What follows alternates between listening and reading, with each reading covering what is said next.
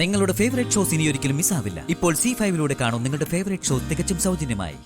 അതല്ലാതെ വിപിന്റെ കാര്യത്തിൽ ഇടപെടരുത് എന്നൊക്കെ അവൻ പറയോ? ഇതിനു മുമ്പ് എപ്പോഴെങ്കിലും അവൻ അങ്ങനെ പറഞ്ഞിട്ടുണ്ടോ? ഇല്ല, അവൻ ഒരിക്കൽ പോലും ഇങ്ങനെ ധിക്കാരപൂർവം പെരുമാറിയിട്ടില്ല. ഇന്നേ വരെ അവൻ എന്റെ വാക്ക് അനുസരിച്ചിട്ടേ ഉള്ളൂ. സർ, അവനെ കുറ്റപ്പെടുത്തിയിട്ട് കാര്യമില്ല. എല്ലാത്തിനും കാരണക്കാരി പല്ലവിയാ. താഴെ നടന്ന വഴക്കുമായി വിപിന് യാതൊരു ബന്ധവുമില്ല.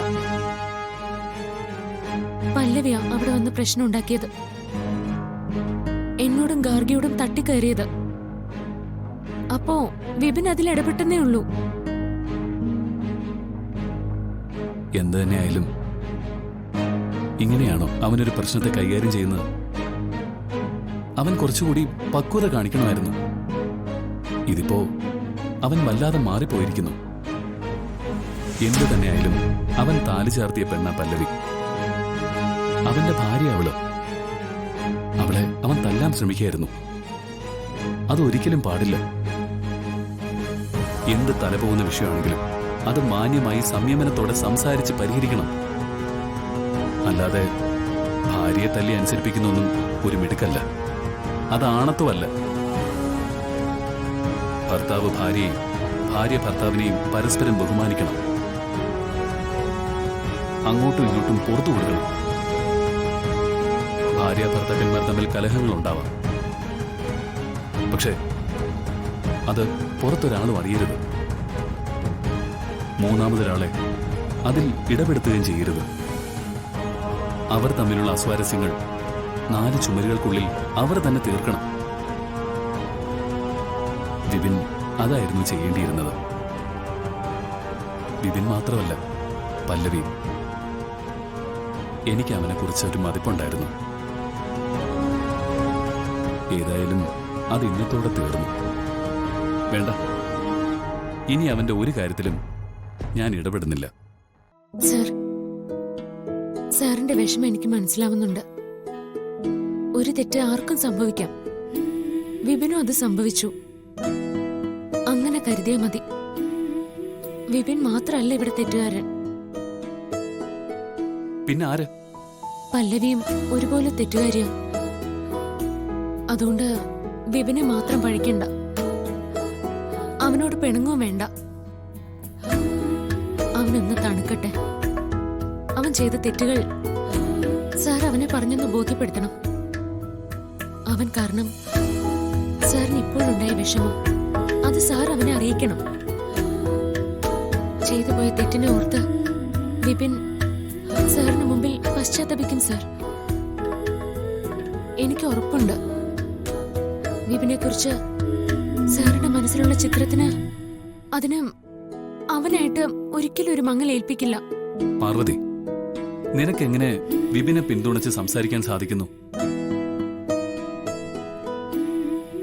നിന്റെ സഹോദരിയെ പ്രണയിച്ച് ഗർഭിണിയാക്കിയ ശേഷം അവളെ ചതിക്കാൻ നോക്കിയവനാ വിപിൻ. അത് നീ മറന്നു പോകരുത്. നിവൃത്തികേടുണ്ടല്ലേ അവൻ പല്ലവി വിവാഹം കഴിച്ചത്. ആ കല്യാണ മണ്ഡപത്തിൽ വെച്ച് പല്ലവി ബഹളം വെച്ചില്ലായിരുന്നെങ്കിൽ അവൻ ജാസ്മിനെ ആയിരിക്കില്ലേ വിവാഹം കഴിക്കുന്നത്. അപ്പൊ അവൻ ചെയ്തത് ഒരിക്കലും മാന്യതയും മര്യാദയുള്ള പ്രവൃത്തിയല്ല. അതുകൊണ്ട് പാർവതി ദയവ് ചെയ്ത് ഇനി അവന് വേണ്ടി വാദിക്കരുത്, പ്ലീസ്.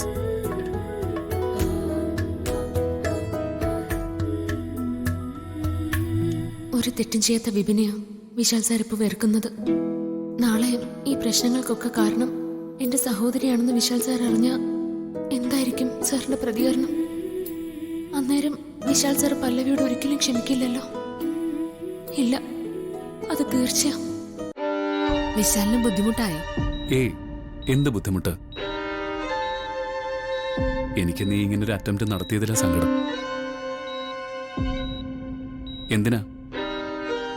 എന്തിനു വേണ്ടിയാ നീ ഇങ്ങനൊരു അറ്റംപ്റ്റ് നടത്തിയത്?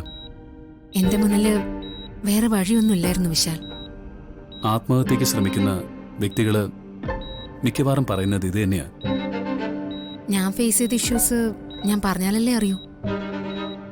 എന്തായിരുന്നു ഇഷ്യൂസ്? വിവാഹം മുടങ്ങിയത് ഡാഡിയെ വല്ലാതെ ഭ്രാന്ത് പിടിപ്പിച്ചിരുന്നു. പ്രഭാവതി ആന്റിക്കും നിങ്ങളുടെ കുടുംബത്തിനും എതിരെ നഷ്ടപരിഹാരത്തിന് കേസ് കൊടുക്കണമെന്ന് പറഞ്ഞ് ഡാഡി എന്നെ കുറെ നിർബന്ധിച്ചു. നിങ്ങളെല്ലാം ജയിലിൽ കയറ്റണമെന്നുള്ളൊരു വാശിയായിരുന്നു ഡാഡിക്ക്. ഞാനതിന് തയ്യാറായില്ല. പ്രഭാവതി ആന്റിയും നിങ്ങളെയൊക്കെ കേസിലേക്ക് വലിച്ചഴിക്കുന്നതിനോട് എനിക്ക് യോജിപ്പില്ലായിരുന്നു. ഞാൻ ഡാഡിയെ എതിർത്തു. അത് വലിയ തർക്കമായി. ഞാൻ ഡാഡിയുടെ മോളല്ലാന്നും പറഞ്ഞ് ഡാഡി എന്നെ വീട്ടിൽ നിന്ന് പുറത്താക്കി. എന്റെ മുന്നിൽ വെച്ച് ഡാഡി എന്റെ മരണാനന്തര ക്രിയകൾ ചെയ്തു. അങ്ങനെ എന്റെ അന്ത്യകർമ്മങ്ങൾ നടത്തിയ ആ വീട്ടില് ഞാൻ എങ്ങനെ താമസിക്കാനാ? തിരികെ യുഎസിലേക്ക് പോകാൻ തന്നെ ഞാൻ തീരുമാനിച്ചു. വിസയ്ക്ക് അപേക്ഷിച്ച് കാത്തിരുന്നു. പക്ഷേ ആ കാത്തിരിപ്പിനിടെ ഞാൻ കടുത്ത വിഷാദത്തിലേക്ക് നീങ്ങി. പെട്ടെന്ന് എനിക്ക് തോന്നി എന്റെ ഈ ലൈഫിനൊരർത്ഥമില്ലെന്ന്. ഇനി ജീവിച്ചിരിക്കുന്നതിൽ അർത്ഥമില്ലെന്ന് മനസ്സിലായി. ലൈഫിന് ഒരു ഫുൾ സ്റ്റോപ്പ് ഇടാന്ന് തീരുമാനിച്ചു. ഒരു കത്തിയെടുത്തു ആത്മഹത്യക്ക് തീരുമാനിച്ചു.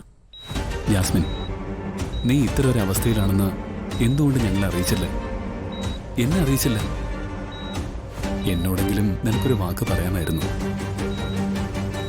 ഞങ്ങൾക്ക് വേണ്ടിയും ഞങ്ങളുടെ കുടുംബത്തിന് വേണ്ടിയും നീ സ്വയം ജീവനൊടുക്കാന്ന് വെച്ചാൽ ഇത് വല്ലാത്തൊരു സങ്കടമായിപ്പോയി ജാസ്മിൻ. ഞാനിപ്പോ എന്താ പറയേണ്ടത്? സാരമില്ല വിശാൽ. വിശാൽ ഇനി ഇതിൽ ഇമോഷണൽ ആവണ്ട. നീ വിഷമിക്കേണ്ട ജാസ്മിൻ. പോകാനൊരിടവില്ല, ബന്ധുക്കളില്ല എന്നൊരു ചിന്ത ഇനി നിനക്കുണ്ടാവരുത്. നിനക്ക് ഞങ്ങളുണ്ട്. താമസിക്കാൻ ഞങ്ങളുടെ വീടുണ്ട്. സോറി വിശാൽ, ഞാനിനി ആ വീട്ടിലേക്ക് വരില്ല. എന്തുകൊണ്ട്? വിവാഹം മുടങ്ങിയതിലെ വിഷമം കൊണ്ടാണോ? അല്ല, ഞാനവിടെ വന്ന പാർവതിക്ക് അത് ഇഷ്ടാവില്ല. അത്രയും പ്രശ്നങ്ങളല്ലേ ഞാൻ കാരണം ആ വീട്ടിലുണ്ടായത്. ഇനി ഞാൻ അവിടെ വന്ന പാർവതി എന്തെങ്കിലുമൊക്കെ പറയും. അത് കേട്ട് മറ്റുള്ളവരും എന്നെ ശകാരിക്കും. എന്തിനാ അതൊക്കെ? ജാസ്മിൻ പ്രതീക്ഷിക്കുന്ന പോലെയൊന്നും അവിടെ ഉണ്ടാവില്ല. പാർവതി നിന്നോടൊന്നും പറയില്ല. അവള് നിന്നെ നിന്റെ സ്വന്തം സഹോദരിയെ പോലെ നോക്കിക്കോളും. അത് ഞാൻ ഉറപ്പു തരുന്നു. ഈ വാക്ക് ഒരിക്കലും മാറില്ല. നിനക്ക് ഇഷ്ടമുള്ളിടത്തോളം കാലം നിനക്ക് ഞങ്ങളുടെ വീട്ടിൽ താമസിക്കാം. ഇതായിരുന്നു എനിക്കും വേണ്ടത്.